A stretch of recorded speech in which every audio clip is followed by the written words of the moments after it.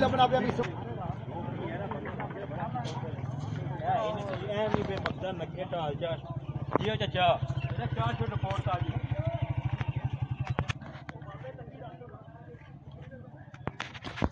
जी नाजरीन, ये कुत्तों का एक बहुत बड़ा झुरमुट स्पेशली इस गाड़ी में आया और इसको लाया गया है कि इस खिता बंडाला के